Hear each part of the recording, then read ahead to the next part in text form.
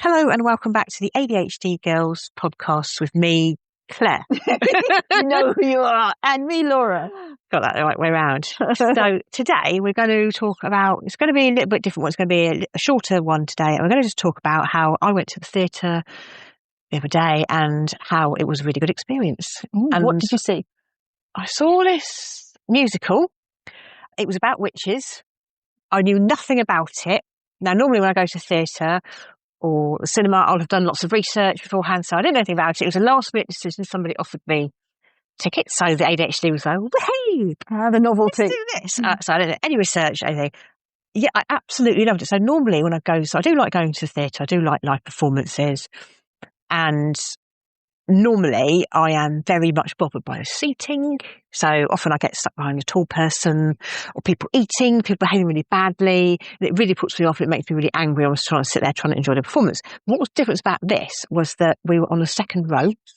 So the only people in front of me were people who were dressed up, which was so cool. They were dressed up as witches, which I thought was amazing. So obviously some people knew all about this musical. I'd never heard of it. And a few things, I was sat there and the only thing I could see is the stage. I'm pretty much quite near the centre. I was like, you're in on the... Yeah. I was so close. There was no band in between. Like, often there'll be like between the front row and the stage, there'll be a band. But there wasn't that. So we were so close to the actors. And there were people just geeking out, all dressed up, which was great and makes me happy to see that people are happy. It was a small theatre and nobody was badly behaved, and I had nothing else to look at other than the set. So I noticed every detail, and it's so funny because I spoke to my friend afterwards, and she was like, "How did you notice that? How did you?" I was like, "But," I said to her, "But what were you looking at?" Because we'd had nothing else to look at. So normally I'll be fidgeting, distracted, and getting irritated by everybody, and my whole vision was taken up by the stage. So I noticed everything. And I was really watching stuff coming out, that end. And the actors, like I say, were inches away from us. And I just was like, oh, that's cool. How are they going to do this? And I could see everything going on. And I came away feeling, so I feel like I'll go to the theatre and I'll love it, but I'll find it really draining, which makes me a bit sad because it is something I enjoy doing.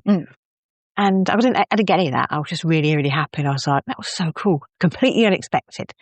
So my tip would be, or for me, next time I go, try and get near the front.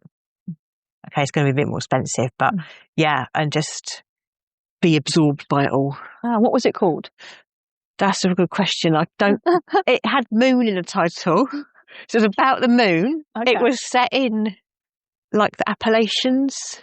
Oh. And it was about witches and the interactions with the humans. Oh, that sounds really... Yeah. Where was it? Up London? Yeah, it was Charing Cross. So a theatre I haven't actually been to before. Oh, nice. So I spoke a few weeks ago about how I went to Wimbledon and how that worked for me. And yeah, I would just say I want more of these experiences where I'm doing the things that I really enjoy, giving great pleasure, but fine-tuning them, honing them into something even better. And learning what works for me.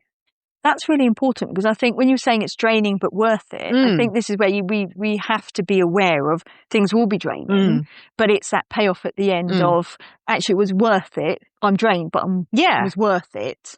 And this time I just felt really, really happy. And then the whole next day I was just thinking about it. I couldn't stop thinking about it. And like I say, it just made me laugh that the people I went with hadn't noticed. And I was just like, but what were you noticing? And they were like, oh, I was getting emotional, I was crying. And I was like, okay, I didn't cry, but I was just like fascinated by the costumes and the workings of the theatre. So do you think sometimes things drain? Because like we've spoken before, where if there's an unknown, where you think you want the evening to go swimmingly, which it sounds like it did. But then sometimes when you go out, like you say, there's people eating, there's people chewing, there's so many factors, yeah. So when I go to the theatre normally, it's usually a bigger theatre, you get loads of tourists who have no idea how to behave at the theatre. And there's been a lot of stories recently where actors have told people to turn their phones off in the middle of a play, which is really disruptive. So I'm getting really agitated that people are going to be on their phones, not paying attention, eating, and I just cannot control all these other people.